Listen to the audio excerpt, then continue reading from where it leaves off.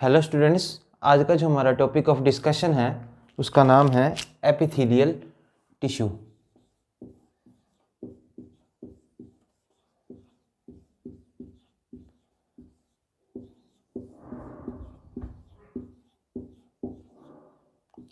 Last class में हमने पढ़ा था कि टिश्यू क्या होता है। एक बार फिर से थोड़ा रिवाइज करेंगे समझने के लिए। टिश्यू जो है group of similar sales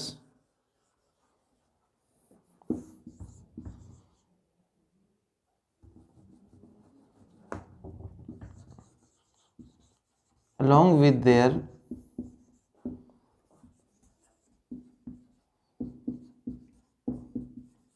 intercellular matrix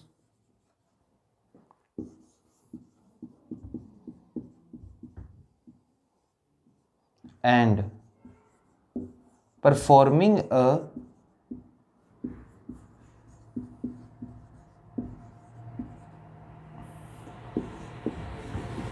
specific function।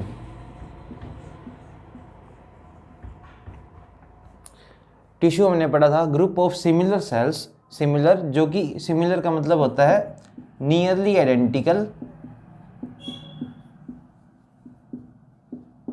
एक जैसे, लगभग एक जैसे दिखने वाले cells, along with their intercellular matrix, उनके बीच में कुछ कुछ सामान भी पड़ा होगा, कुछ मटेरियल पड़ा होगा, and performing a specific function. Specific मतलब एक स्पेशल मिलके जो है एक फंक्शन जो है परफॉर्म करेंगे। ठीक है, ये तो था टिश्यू का इंट्रोडक्शन या टिश्यू की डेफिनेशन कि टिश्यू जो है ग्रुप है सिमिलर सेल्स का। तो आज हम स्पेसिफिकली बात करेंगे टिश्यू के ही एक टाइप की जिसका नाम है एपिथेलियल टिश्यू। सबसे पहला जो टिश्यू था उसका नाम था एपिथेलियल टिश्यू, जिसके बारे में हम आज डिटेल में डिस्कशन करेंगे। दूसरा था जो उसका नाम था कनेक्टिव टिश्यू। Connective tissue. तीसरा मस्कुलर टिश्यू।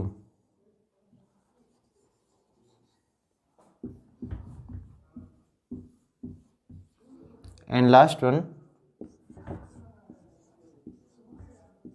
Nervous tissue. ये चार प्रकार के जो है हमारे पास टिश्यू थे। ठीक है, तो आज हम जिसके बारे में बात करेंगे डिटेल में उसका नाम है एपिथेलियल टिश्यू। तो एपिथेलियल टिश्यू का मेन हमने फंक्शन कल पढ़ा था, आज फिर से हम डिटेल में पढ़ेंगे, तो वापस इसके बारे में बात करते हैं। इसका जो मेन फंक्शन था कवरिंग का, UERING, इसका जो मेन फंक्शन था वो था कवरिंग का। किसी भी स्ट्रक्चर को, अपनी बॉडी की किसी भी ऑर्गन को कवरिंग देने का जो काम है वो एपिथेलियल टिश्यू करता है।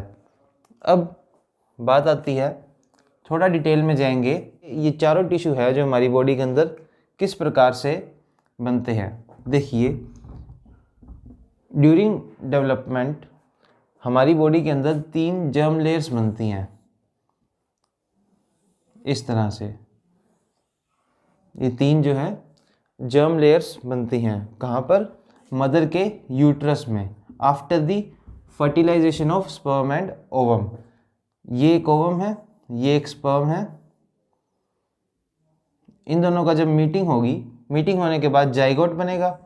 जाइगोट फर्दर डिवाइड करके ये 3 जर्म लेयर्स बना देगा। ठीक है, और इनसे जो हमारी बॉडी के आगे ऑर्गन्स बनेंगे।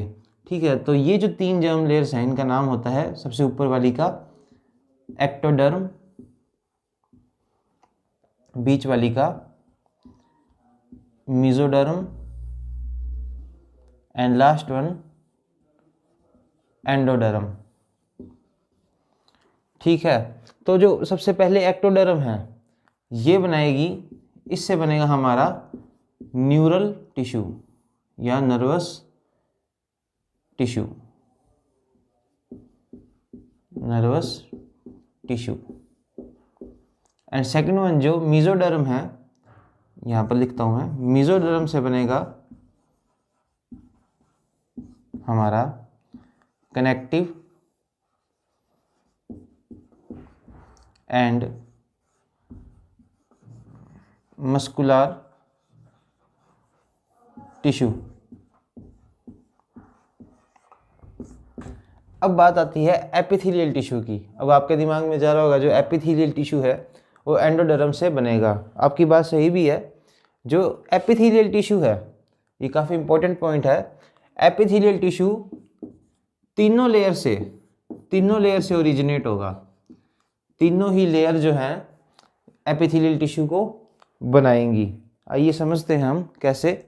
जैसे ये एक बॉडी है, जैसे ये एक बॉडी है,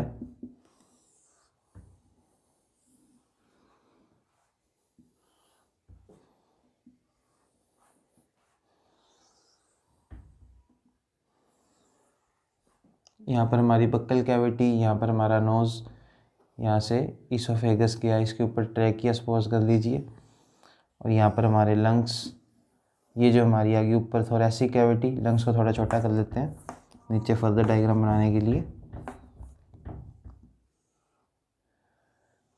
ठीक है, यहाँ से हमारा बना स्टमक, और यहाँ से हमारी आगे इंटेस्टाइन। ठीक है, मतलब हमारी बॉडी के अंदर ये ऑर्गन्स जो है रखे हुए हैं। इन ऑर्गन रखने से पहले अगर इन ऑर्गन्स को छोड़ दिया जाए, इन ऑर्गन्स को निकाल दो आप, ठीक है, लंग्स के पीछे यहाँ पर हार्ट आ जाएगा, ठीक है, तो इन ऑर्गन्स को आप बाहर निकाल दो। इन ऑर्गन्स को बाहर निकालने के बाद जो हमारी बॉडी है, हमारी बॉडी अंदर एक ड्रम की तरह खाली है। हमारी बॉडी एक ड्रम की तरह खाली होती है। इस और इन ऑर्गन्स को अगर अपने बाहर निकाल दें तो ये जो अंदर कैविटी होती है हमारी बॉडी की, इसको कहते हैं सिलोमिक कैविटी।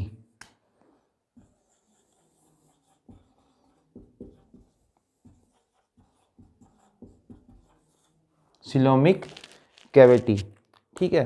तो अब एपिथेलियल टिश्यू का मैंने आपको कल भी बताया था, आज फिर से समझेंगे। एपिथेलियल टिश्यू का काम है कवरिंग देने का। एपिथेलियल टिश्यू का काम है कवरिंग देने का। तो यहाँ पर एपिथेलियल टिश्यू से, यहाँ पर जो एपिथेलियल टिश्यू के सेल्स हैं वो बाहर से कवरिंग देंगे और स्किन का एक पार्ट बनाएंगे। पूरी स्किन नहीं बनाएंगे, स्किन कनेक्टिव और एपिथेलियल टिश्यू दोनों से मिलकर बनती है, ठीक है। पर और कुछ प्रोटीन्स भी होते हैं उसके अंदर, पर जो स्किन की सबसे ऊपर वाली जो लेयर है वो एपिथेलियल टिश्यू की बनी होती है। तो यहाँ पर मैं इस तरह से बना रहा हूँ। तो स्किन की सबसे बाहर वाली लेयर जो है वो एपिथेलियल टिश्यू के सेल्स बनाएंगे, तो यहाँ पर ये कवरिंग देंगे। ये इनका न्यूक्लियस, हालांकि सबसे बाहर जो एपिथेलियल टिश्यू के सेल्स होते हैं उनके अंदर न्यूक्लियस दिखता नहीं क्योंकि वो नियरली डेड होते हैं, पर कुछ कुछ लाइव भी होते हैं, तो मैंने न्यूक्लियस दिखा दिया। अब एपिथेलियल टिश्यू है वो सिर्फ बाहर की तरफ ही कवरिंग नहीं देगा, अंदर से सिलोमिक कैविटी को भी कवर करेगा, अंदर से भी इसको कवर करेगा।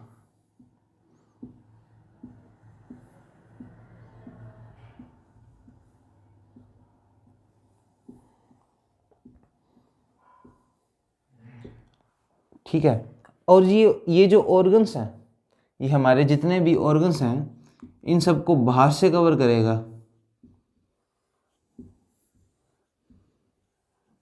इन सबको बाहर से कवर करेगा।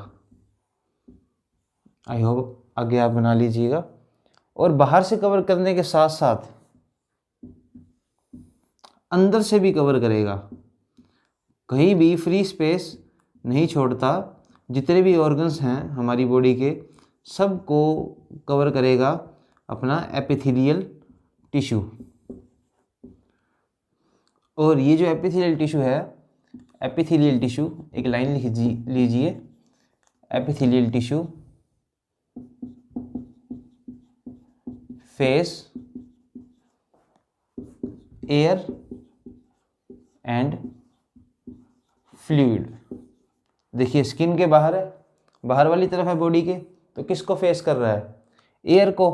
और बॉडी के अंदर वाली तरफ ये किसको फेस कर रहा है? वाटर को, क्योंकि हमारी जो बॉडी है वाटर की बनी हुई है, फ्लूइड की बनी हुई है, तो ये जो है फेस करेगा एयर को और वाटर को, ठीक है। अब मैंने आपको एक बात बताई थी कि जो हमारे तीनों टिश्यू हैं, सॉरी 4 टिश्यू हैं, वो 3 जर्म लेयर से मिलकर बने हुए हैं। 4 जो हमारे टिश्यू हैं वो 3 जर्म लेयर से मिलकर बने हुए हैं। ठीक है, सबसे पहले वाली जो थी एक्टोडर्म, दूसरे वाली मीजोडर्म, लास्ट वाली एंडोडर्म। जो हमारा नर्वस टिश्यू था वो बना हुआ था एक्टोडर्म से, और मीजोडर्म से बना हुआ था कनेक्टिव एंड मस्कुलर टिश्यू। अब जो एपिथेलियल टिश्यू है, आपको एक मैंने लाइन लिखवाई थी, ये तीनों ही लेयर से मिलकर बना हुआ है, तीनों ही लेयर से इसका जो ओरिजिनेशन है। तो देखिए, जो हमारी बॉडी के बाहर वाली तरफ होगा, जो ही हमारी बाहर वाली तरफ होगा बॉडी के, ये बना होगा, इसका जो ओरिजिन होगा वो होगा एक्टोडर्म का। जो इसका बाहर का ओरिजिन होगा वो होगा एक्टोडर्म का। और ये जो अंदर की तरफ है सिलोमिक कैविटी के अंदर, और इधर ये ऑर्गन्स के जो बाहर की तरफ, ऑर्गन्स के बाहर की तरफ, ठीक है, यहाँ से अंदर से भी ये फेस कर रहा है, इधर बाहर से, जो मतलब सिलोमिक कैविटी को फेस करेगा, ये बना होगा मीजोडर्म से, मीजोडर्म से, इसका ओरिजिनेशन होगा मीजोडर्म से। और ये जो हमारे ऑर्गन्स के अंदर वाली तरफ लाइनिंग दे रहा है, ऑर्गन्स के अंदर वाली तरफ जो लाइनिंग दे रहा है, इसका ओरिजिनेशन होगा एंडोडर्म से, एंडोडर्म से। ठीक है, अब जो ये बाहर वाली तरफ है, जो स्किन की तरफ है, इसको कहेंगे अपने एपिडर्मिस, इस लेयर को कहेंगे एपिडर्मिस। अब इनके नाम से ही आप समझ पा रहे हैं अब इनका नाम ऐसा क्यों है। तभी मैंने आपको स्टार्टिंग में यही बात की थी, अगर आप टिश्यू ढंग से समझ लेंगे तो आपको यानी कि नाम का, हर चीज़ का आइडिया लगने लग जाएगा, भाई यहाँ पर ये टिश्यू पाया जाएगा। ठीक है, और ये जो अंदर की तरफ है, इसको कहते हैं मीजोथीलियल सेल्स, मीजोथीलियल सेल्स। अब आपको ये बात भी समझ आई होगी, अंदर के जो सेल्स है एपिथेलियम, इनको मीजोथीलियल सेल्स क्यों कहते हैं? क्यों? क्योंकि ये जो है मीजोडर्म से ओरिजिनेशन है इनका। ठीक है, और ये जो अंदर वाली तरफ है, अब इसका नाम का अंदाजा भी आपको खुद को लग जाएगा, इसको कहेंगे एंडोथीलियम, एंडोथीलियम।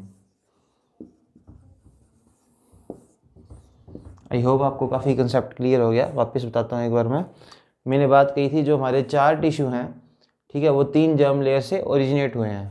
एक्टोडर्म से हमारा नर्वस टिश्यू, मीजोडर्म से कनेक्टिव और मस्कुलर टिश्यू, और जो हमारा एपिथेलियल टिश्यू है, ये तीनों ही जर्म लेयर से मिलकर बना हुआ है। तो जहाँ जहाँ इसकी डिस्ट्रीब्यूशन होगा, वहाँ पर इसकी जो ओरिजिनेशन है वो चेंज हो जाएगी। जैसे अगर स्किन के बाहर है तो ये एक्टोडर्म से बना हुआ है, सिलोमिक कैविटी को अगर ये फेस कर रहा है तो ये मीजोडर्म से बना हुआ है, जिसका नाम भी क्या पड़ गया, मीजोथीलियम। और ये जो अंदर की तरफ, अगर ऑर्गन्स के अंदर की तरफ अगर ये लाइन दे रहा है तो इसको कहेंगे endothelium.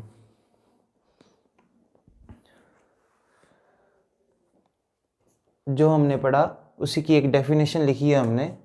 Epithelial tissue forms sheath of cells to cover surface, surface को कवर करेगा, टू लाइन कैविटीज, कैविटीज को लाइन करेगा, ये बात मैंने आपको बताई थी, एंड फॉर्म ग्लैंड्स, ये इंपॉर्टेंट है, फॉर्म ग्लैंड्स, ग्लैंड्स भी है जितनी सारी एपिथेलियल टिश्यू से बनेंगी। Form lining of skin layers on outer surface of lining, on skin layers on outer surface of lungs, lungs की जो outer surface है उसको भी ये कवर कर रहा है। स्टमक एंड इंटेस्टाइन, मतलब लगभग जितने भी हमारे ऑर्गन्स हैं उन सभी को ये लाइन करेगा, बाहर से भी और अंदर से भी। ठीक है, तो लाइनिंग का काम है इसका, कवर करने का। तो आगे हम देखते हैं प्रॉपर्टीज़ हैं जो इसकी एपिथेलियल टिश्यू की। ये जो है टाइटली पैक्ड, टाइटली पैक होता है, very less, very little intercellular material. ये जो एपिथेलियल टिश्यू है, इसके जो सेल्स होते हैं वो काफ़ी पास पास अरेंज होते हैं, और इनके अंदर जो इंटरसेलुलर स्पेस है और ये मटेरियल है काफ़ी ज़्यादा कम जो है पाया जाता है। ये बात भी ध्यान रखनी है हमें।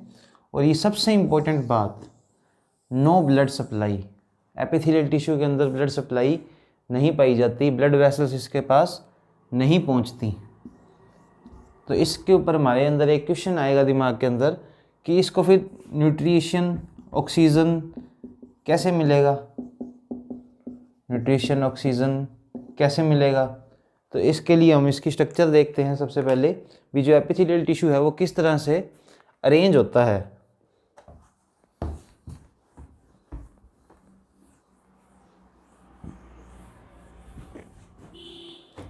देखिए, सबसे पहले जो है एपिथेलियल टिश्यू के सेल्स इस तरह से लाइनिंग बनाते हुए, अब एपिथेलियल टिश्यू के नीचे एक लेयर पाई जाती है जो कि नॉन सेलुलर मेम्ब्रेन होती है, जिसको कहते हैं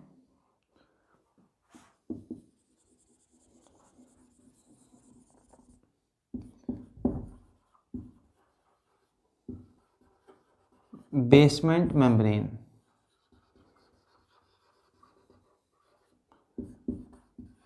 नॉन सेलुलर, ठीक है, ये हमारे जो आगे बाहर के एपिथेलियल सेल्स, क्या समझे? एपिथेलियल सेल्स, उनके नीचे बेसमेंट मेम्ब्रेन। अब जो ये बेसमेंट मेम्ब्रेन है, इसके भी जस्ट नीचे एक पतली सी लेयर और पाई जाएगी, इसके अंदर सेल्स होंगे, जिसे कहते हैं हम कनेक्टिव टिश्यू की होगी, जो कि होगी कनेक्टिव टिश्यू की। और ये इस लेयर के अंदर ये जो लेयर होगी ये होगी rich in blood supply, rich in blood supply. अब इसका ब्लड सप्लाई से रिच होने का क्या फ़ायदा हुआ? इसका फ़ायदा ये हुआ कि जितने भी इसके अंदर मान लीजिए ज़्यादा ब्लड वेसल्स हैं, ब्लड वेसल से जो न्यूट्रिएंट्स होंगे वो यहाँ तक चले जाएंगे with the help of diffusion. तो इस तरह से जो एपिथेलियल सेल्स हैं उनको न्यूट्रिशन जो है वो मिलता है, या ऑक्सीजन जो है मिलती है, जो जिसकी कारण से किसकी मदद से? कनेक्टिव टिश्यू की मदद से। तो इसके ऊपर एक लाइन लिखनी है हमें, ये लाइन इंपॉर्टेंट मार्क कर लीजिए इसके ऊपर।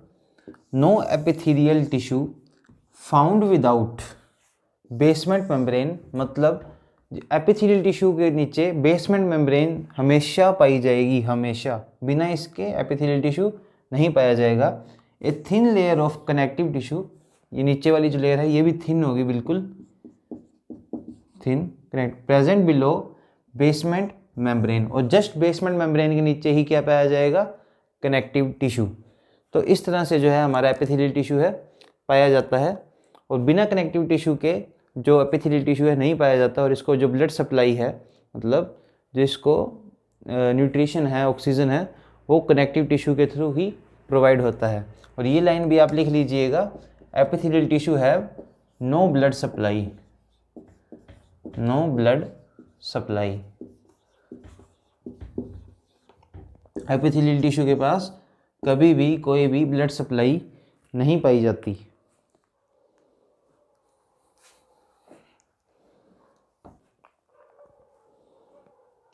अब जो एपिथेलियल टिश्यू है ये फर्दर हमारे पास दो टाइप का होता है।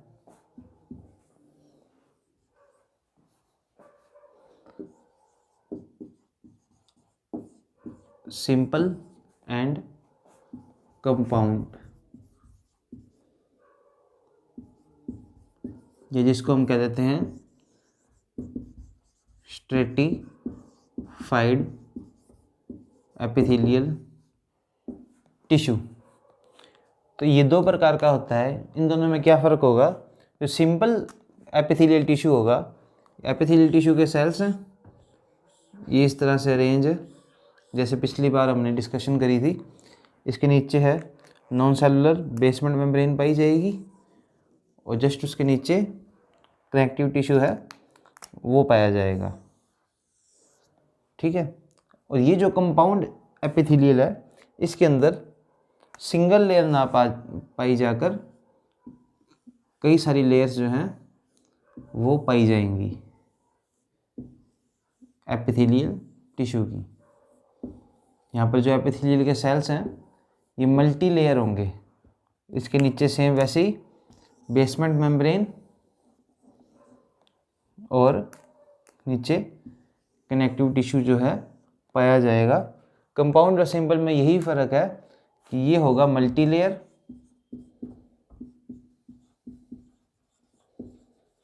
और ये होगा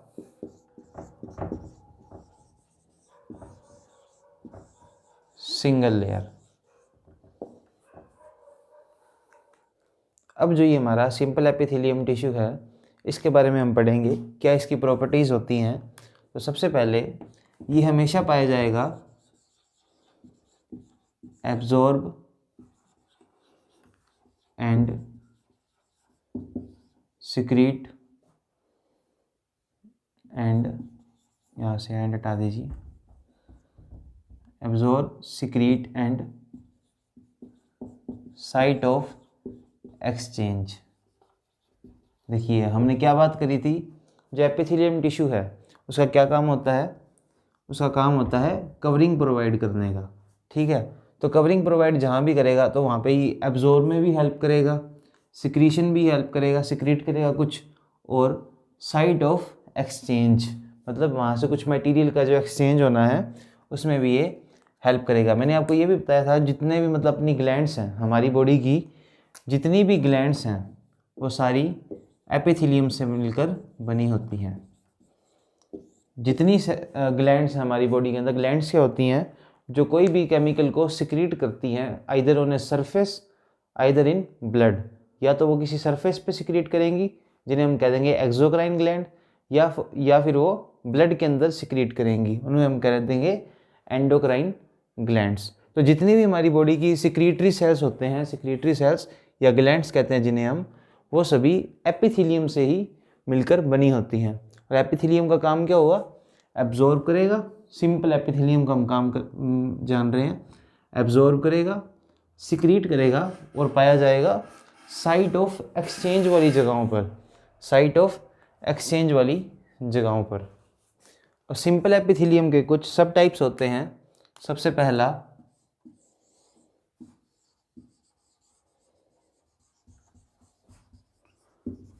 स्क्वामस एपिथेलियम,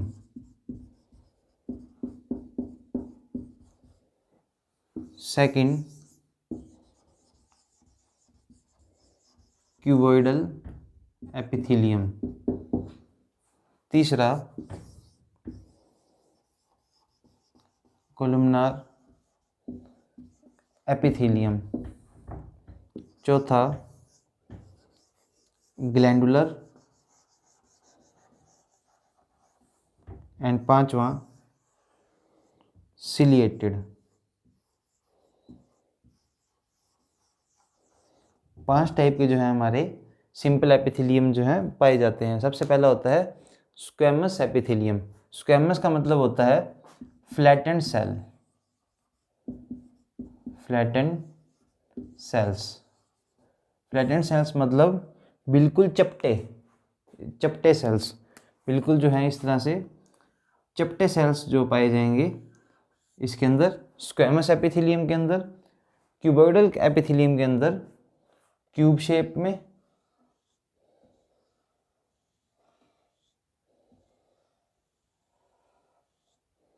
और कोलुमनार के अंदर क्यूब से ज़्यादा इस तरह से पाए जाएंगे। और ग्लैंडुलर है वो इन्हीं सेल्स की मॉडिफिकेशन हो जाएगी। जब ये सेल्स कुछ सिक्रीट करने लग जाएंगे कुछ सब्सटेंस को तो ग्लैंडुलर एपिथेलियम बन जाएगा। सिलिएटेड भी इन्हीं की मॉडिफिकेशन है, जब इनके ऊपर ये दोनों जो हैं क्यूबॉइडल एंड कोलुमनार, इनके ऊपर इस तरह से एक स्ट्रक्चर फॉर्म हो जाती है जो कि क्या काम करती है, मूवमेंट करती है, जो कि मूवमेंट करती है।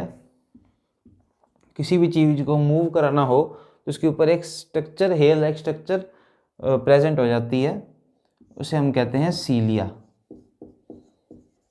तो सीलिया कुछ भी नहीं है, यही जो दो सेल्स हैं एपिथेलियम और कोलुमनार, इन्हीं की मॉडिफिकेशन हो जाती है और बन जाता है सिलिएटेड एपिथेलियम। ठीक है, तो अभी हम जो बात करेंगे स्क्वैमस एपिथेलियम को हम डिटेल में समझेंगे, फिर हम सभी पे बात करेंगे। अब हम स्क्वैमस एपिथेलियम को डिटेल में पढ़ेंगे। फ्लैटेंड सेल, मैंने अभी आपको बताया था फ्लैटेंड मतलब चपटे हुए बिल्कुल स्ट्रेट सेल्स होंगे, क्लोजली फिटेड टुगेदर। वैसे ही हमें पता है जो एपिथेलियम टिश्यू है वो क्लोजली फिट होते हैं, उनके अंदर इंटरसेलुलर जो मटेरियल है वो बहुत ही कम पाया जाता है, फॉर्मिंग अ थिन लेयर, पतली सी लेयर बनाएंगे, और इनकी जो सरफेस होगी वो होगी स्मूथ। इसकी बात करें हम स्क्वैमस एपिथेलियम, ये जो भी सरफेस बनाएंगे स्मूथ सरफेस को ये बनाएंगे, इसको नोट करना। Diffusion take place freely through lining, अभी मैंने आपको बताया था अभी जो जहाँ पर एक्सचेंज करना हो, सिंपल जो एपिथेलियम था उसका फंक्शन बताया था मैंने आपको कि कोई भी मटेरियल का एक्सचेंज करना हो वहाँ पर क्या है, जो हमारा सिंपल एपिथेलियम है पाया जाता है। तो स्क्वैमस एपिथेलियम भी उसी का ही एक पार्ट है, ठीक है। तो इसके अंदर क्या होगा, एक्सचेंज होगा मटेरियल्स का, तो ये वहाँ पर पाया जाएगा। जैसे कि लंग्स की एल्वियोलाई के अंदर ये पाया जाएगा, लंग्स की एल्वियोलाई के अंदर यहाँ पर क्या है, एक्सचेंज ऑफ मटेरियल होना है, तो वहाँ पर स्क्वैमस एपिथेलियम जो है पाया जाएगा। Lines the alveoli of lungs, यहाँ पर आई गया ये line the alveoli of lungs and blood vessels, blood vessels के अंदर जो है ये पाया जाएगा। ब्लड वेसल्स के अंदर भी जो एक्सचेंज है वो होता है। अब ब्लड वेसल्स की भी हम डिटेल स्ट्रक्चर पढ़ेंगे अभी, ठीक है। And form filtration boundaries, filtration boundaries जो है ये बनाता है किसके अंदर, वैसे एक एग्जांपल है नेफ्रॉन के अंदर, नेफ्रॉन के अंदर बनाएगा, वो भी हम अभी पढ़ेंगे। अब मैंने जैसे आपको बताया था कि जो स्क्वैमस एपिथेलियम है इस तरह के फ्लैट सेल्स जो है पाए जाएंगे, नीचे इनके बेसमेंट मेम्ब्रेन होगी, और उस बेसमेंट मेम्ब्रेन के नीचे होगा अपना कनेक्टिव टिश्यू, उस बेसमेंट मेम्ब्रेन के नीचे होगा हमारा कनेक्टिव टिश्यू।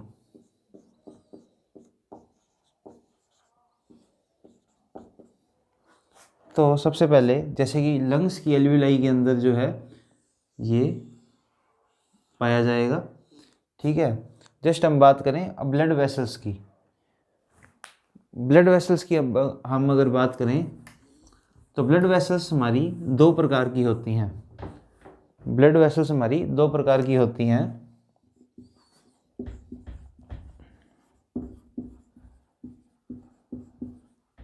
सबसे पहली आर्टरी एंड दूसरी वेन, ठीक है। अभी दो प्रकार की आर्टरी को हम एक ही जगह रखते हैं क्योंकि इन दोनों के अंदर जो स्क्वैमस एपिथेलियम है वो एक ही तरह से पाया जाएगा, ठीक है, आर्टरी और वेन। और जो इन्हीं की आगे फॉर्मेशन होती है आर्टरी और वेन्स, आर्टरी जो होती हैं वो आगे डिवाइड हो जाती हैं पतली पतली कैपिलरीज के अंदर।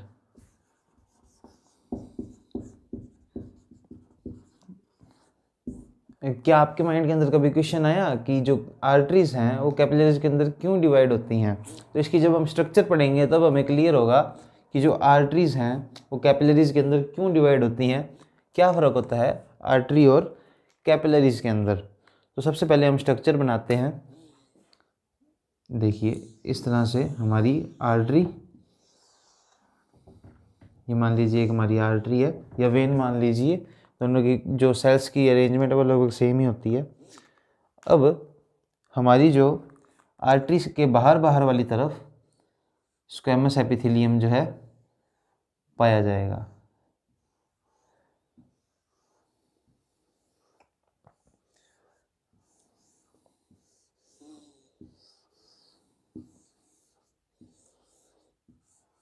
बाहर की तरफ स्क्वैमस एपिथेलियम पाया जाएगा। और अब जो इसके अंदर यहाँ पर कुछ मसल्स पाई जाएंगी, कुछ मसल्स पाई जाएंगी, कुछ मसल्स हैं, और यहाँ पर ये इसका हो गया आर्टरी का ल्यूमन, ठीक है। और इसके अंदर तरफ से भी ये लाइन होगा, अब मैंने आपको स्टार्टिंग में बात बताई थी, ऑर्गन्स को अंदर से भी कवर करेगा और बाहर से भी कवर करेगा। तो इसने बाहर से कवर कर लिया, अब इसको ये अंदर से भी कवर करेगा, जो हमारा ये एपिथेलियम है। देखिए कुछ इस तरह से।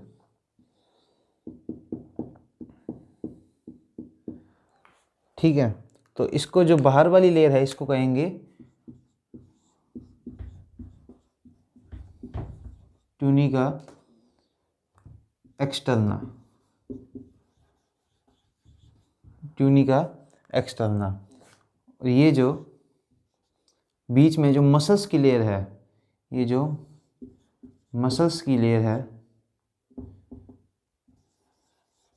इसको कहेंगे ट्यूनिका मीडिया। और ये जो अंदर अंदर वाली तरफ है जो फिर से एपिथेलियम की लेयर है इसको कहेंगे ट्यूनिका इंटरना। ठीक है, ये तो स्ट्रक्चर पड़ी। अब हम बात करते हैं कैपिलरीज की। तो कैपिलरीज के अंदर सिंगल लेयर पाई जाएगी, सिंगल लेयर जो है पाई जाएगी किसकी? स्क्वैमस एपिथेलियम की।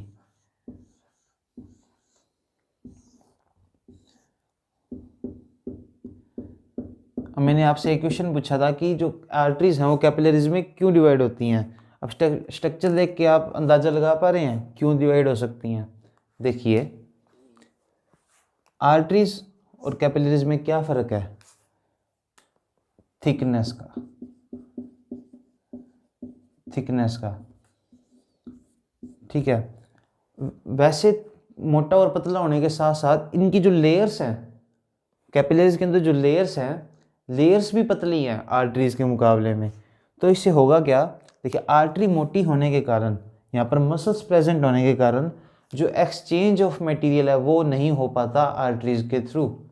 इसलिए आर्टरीज को एक्सचेंज करने के लिए मटेरियल का कैपिलरीज में डिवाइड होना पड़ता है। यही कारण है कि जो आर्टरी है वो कैपिलरीज के अंदर डिवाइड होती हैं। आर्टरी या वेन्स के अंदर ये जो मसल की लेयर है, ये मसल की लेयर पाई जाने के कारण जो एक्सचेंज है मटेरियल का वो नहीं हो पाता। भले वाटर की बात करें, आयंस की बात करें, प्रोटीन्स की बात करें, कुछ भी इसके अंदर से एक्सचेंज नहीं हो पाता। कैपिलरीज के अंदर ये सिंगल लेयर है, सिंगल लेयर होने के कारण इजीली जो है एक्सचेंज है मटेरियल का वो हो जाता है। और अब ये देखिए, ये जो बाहर की जो है लेयर ये बनी होगी अपनी मीजोथीलियम की, ये होगी मीजोथीलियम। और ये जो अंदर वाली लेयर है इसको कहेंगे हम एंडोथीलियम। देखिए, अब एक ही जगह पर एक ही ऑर्गन के अंदर एपिथेलियम प्रेजेंट है, पर लोकेशन अलग अलग होने के कारण एपिथेलियम का जो ओरिजिन है वो बदल गया। जो बाहर वाली है वो मीजोथीलियम से ओरिजिनेट हुई है, मतलब मीजोडर्म लेयर से ओरिजिनेट हुई है, और जो अंदर वाली है वो एंडोडर्म से ओरिजिनेट हुई है। तो ये इसका फ़र्क है। और कैपिलरीज के अंदर भी ये जो है एंडोथीलियम है, एंडोथीलियम। ठीक है, और जो ये हमारा हार्ट है, जो हमारा हार्ट होता है, इसके अंदर जो ये हमारे चैम्बर्स होते हैं 4, इनके अंदर से भी जो हमारा एपिथेलियम लाइन करता है, इनको भी अंदर से हमारा जो एपिथेलियम है वो लाइन करता है। अब देखिए, मैंने आपको बात अंडरलाइन कराई थी, स्मूथ सरफेस, ये फॉर्मिंग स्मूथ मेम्ब्रेन। देखिए, यहाँ पर ब्लड ने ट्रैवल करना है, यहाँ ब्लड ने ट्रैवल करना है। तो जब ये स्क्वैमस एपिथेलियम है ये स्मूथ अपीयरेंस देगा, तभी ब्लड इजीली ट्रैवल हो सकेगा। तभी वहाँ पे मैंने आपको लाइन अंडरलाइन कराई थी, स्मूथ सरफेस को ध्यान रखना। अब यहाँ पर क्या है, ये स्मूथ सरफेस यहाँ पे जो है प्रोवाइड हो जाएगी। तो इससे क्या होगा, फ्रिक्शन नहीं होगा, जो ब्लड है वहाँ पर ठहरेगा नहीं। स्मूथ सरफेस होगी तो ब्लड वहाँ पर आएगा और आराम से अपना जो है फ्लो है वो मेंटेन रह पाएगा। इसलिए इस तरह से जो है ये भी जो है अंदर से इसका भी जो रीजन है वो एंडोथीलियम, मतलब एंडोडर्म से इसका जो है ओरिजिन है। आई होप आपको जो एपिथेलियम है, मतलब आर्टरी और कैपिलरीज की जो स्ट्रक्चर के अंदर डिफरेंस है वो आपको क्लियर हुआ। ये मेन रीज़न है, जो आर्टरीज हैं वो कैपिलरीज के अंदर चेंज होती हैं। अगर आप नोट्स बना रहे हैं साथ साथ तो ये लाइन भी ऐड कर लीजिए, muscle layer is absent in capillaries so they are very thin and they are capable to exchange of material. ठीक है। और हमारा जो स्क्वैमस एपिथेलियम है वो नेफ्रॉन के अंदर भी पाया जाता है, वहाँ भी देख लेते हैं।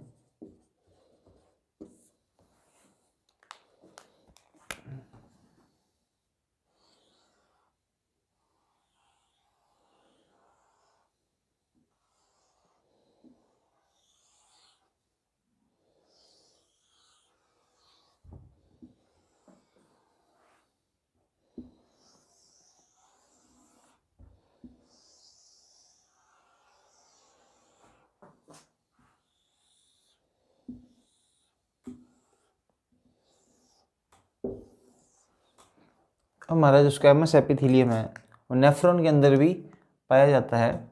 तो यहाँ पर ये हमारा जो स्क्वैमस एपिथेलियम है पाया जाएगा, जैसे कि आपको लिखा था, at the site of exchange of material. Exchange होगा या फिल्ट्रेशन, फॉर्मिंग फिल्ट्रेशन बाउंड्रीज। अगर आप बैग जाके नोट्स खोलेंगे, अगर आप बना रहे हैं साथ में, तो आपको एक लाइन लिखवाइए, फॉर्मिंग फिल्ट्रेशन बाउंड्रीज। तो फिल्ट्रेशन बाउंड्रीज यहाँ पर बना रहा है। पर यहाँ पर जो एपिथेलियम है, मतलब स्क्वैमस एपिथेलियम है, ये मॉडिफाई हो जाएगा, ये मॉडिफाई हो जाएगा और ये जो है कुछ इस तरह से ना दिखकर इस तरह से कुछ स्टार की तरह शेप है। स्टार लग नहीं रहा, ये देखिए इस तरह से, इस तरह से, इस तरह से मॉडिफाई हो जाएगा। ठीक है, होगा ये फ्लैट ही, पर ये खुद को स्टार शेप बना लेगा। स्टार शेप बनाने से क्या हुआ, इसके अंदर का जो स्पेस है, देखिए ये स्पेस जो है वो थोड़ा बढ़ चुका है। ये स्पेस बढ़ने के कारण यहाँ पर जो है फिल्ट्रेशन है वो अच्छे से हो पाएगा। और ये जो स्पेस है इसको कहते हैं स्लिट पोर्स। ये जो इनके बीच में जो पोर्स हैं इनको कहते हैं स्लिट पोर्स। ये बात आपको बतानी थी। यहाँ पर जो क्या हुआ, यहाँ पर नेफ्रॉन है, नेफ्रॉन के अंदर ये क्या है, बोमन्स कैप्सूल्स। ये क्या है, बोमन्स कैप्सूल्स। और यहाँ पर क्या हो रहा है, ग्लोमेरुलर फिल्ट्रेशन। यहाँ पर ये जो आर्टरी है ये आई, यहाँ से ब्लड है वो छना, यहाँ पर जो वाटर, यूरिया, जो भी वेस्ट मटेरियल है, ग्लोमेरुलर फिल्ट्रेट, वो यहाँ पर आया। तो यहाँ पर जो है छनने के कारण यहाँ पर इन्होंने अपनी जो शेप है वो स्टार शेप बना ली। और इन जो स्पेशल सेल्स को कहते हैं, इनको कहते हैं पोडोसाइट्स। पोडोसाइट्स, ये नोट कर लीजिए क्योंकि किडनी वाले चैप्टर के अंदर भी आपको ये काफ़ी काम आएगा। यहाँ पर जो स्क्वैमस एपिथेलियम है, स्क्वैमस एपिथेलियम खुद को मॉडिफाई करके स्टार शेप बना लेता है और उन सेल्स को कहते हैं पोडोसाइट्स। और ये जो हमारी नेक्स्ट स्ट्रक्चर है, लूप ऑफ हेनले, यहाँ पर भी जो है हमारा स्क्वैमस एपिथेलियम पाया जाएगा।